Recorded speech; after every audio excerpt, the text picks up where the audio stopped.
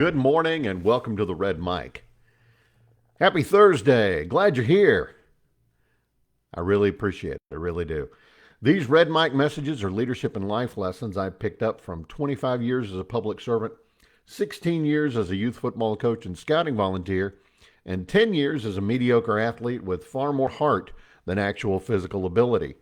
Today's Red Mic message: reading the person, figuring out what they're saying sometimes, even if they don't say anything. I don't know. If you know me in real life, on Facebook the other day, I reached out and I said, okay, there's a movie scene. I can't remember what it was. Little help. Uh, my fraternity brother, Chris Beach, um, told me what was going on, and I just gave away something. Sorry, Beach.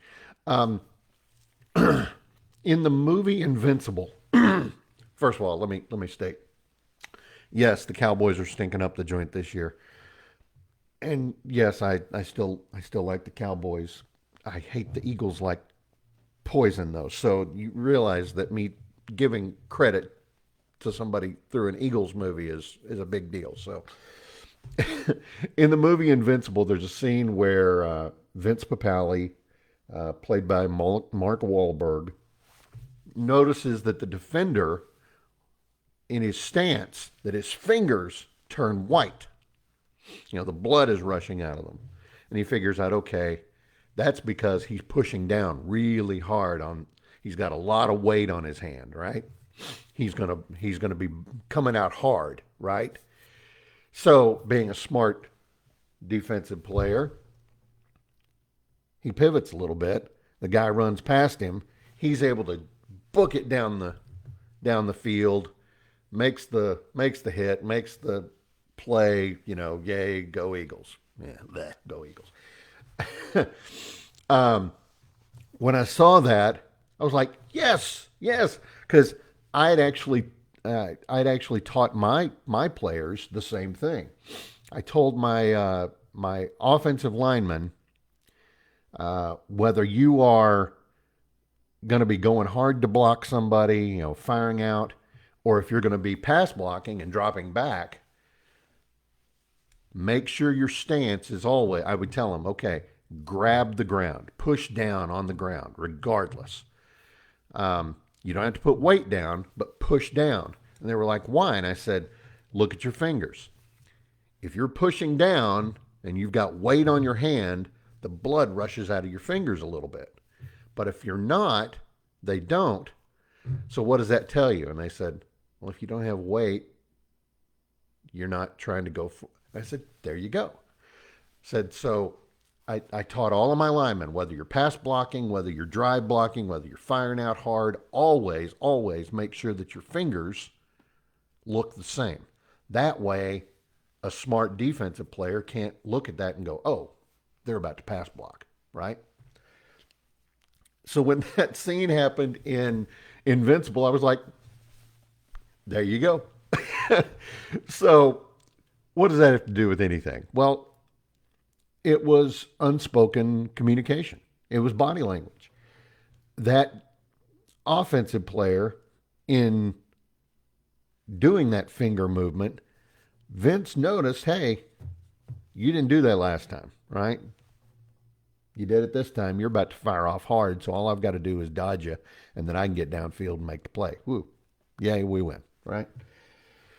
So, unspoken communications. It's very important, not just in business, but in life and in sports, right?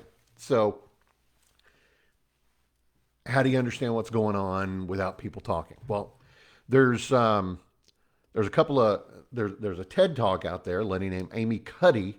She talks about power posing. I'm not going to go into big detail, but it's all about how you go in and you frame yourself. You go in, and the way you present yourself deals with taking over, being in control, showing the people, hey, this person means business. Let's pay attention, right?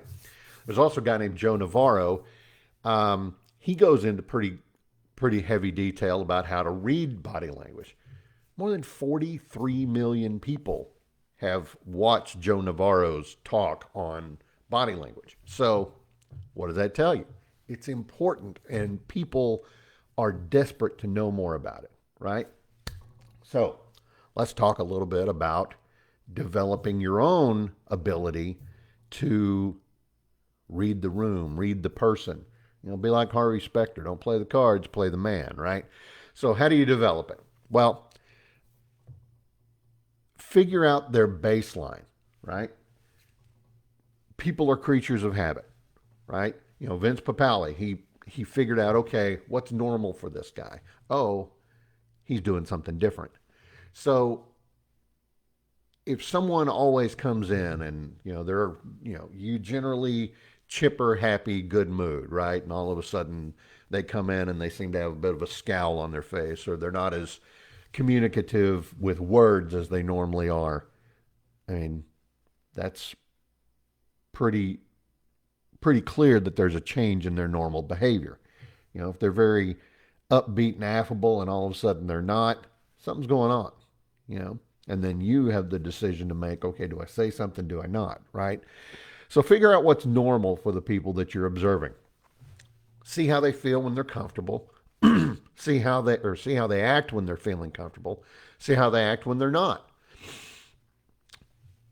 If you figure out what their normal is, you can spot the deviations, right? You can figure out what's different. Once you figure out that something's different, is it excess comfort? Is it excess discomfort? Pay attention to their eyes, their hands, their feet, their lips, their posture. Posture. If someone's always walking around, tall and proud, and they walk in, right?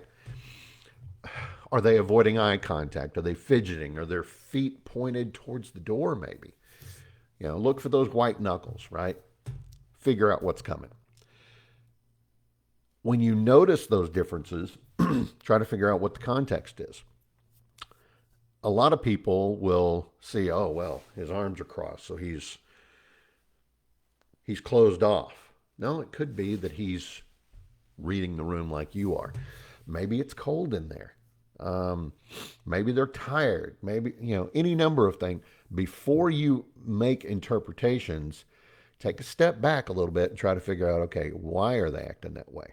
Context will allow you to turn that guesswork into accurate insights, right? So, last but not least, once you identify that discomfort and you label it,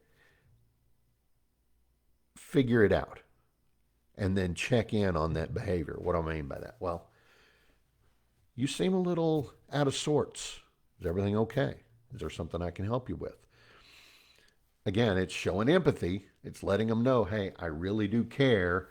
You're on my team. I want to know what's going on. It's another opportunity to start a conversation. They might appreciate the fact that you're paying so much close attention to them that you picked up on the fact that, yeah, they are having a bad morning, or maybe the allergies are bugging them, or maybe something happened in traffic, maybe they didn't sleep. Whatever it is, you're opening that dialogue. You're getting them to come out of their shell, even though they've already come out of it without even knowing they've come out of it, because they walked in and they showed you how they're doing, how they're feeling that day. Vince Papale, I think he played 2 or 3 seasons with the Eagles, and it was him being smart, a smart player, allowed him going from, being a bartender and part-time construction worker to playing on the biggest football field in the world, and that's in the National Football League. Again, it was with the Eagles, so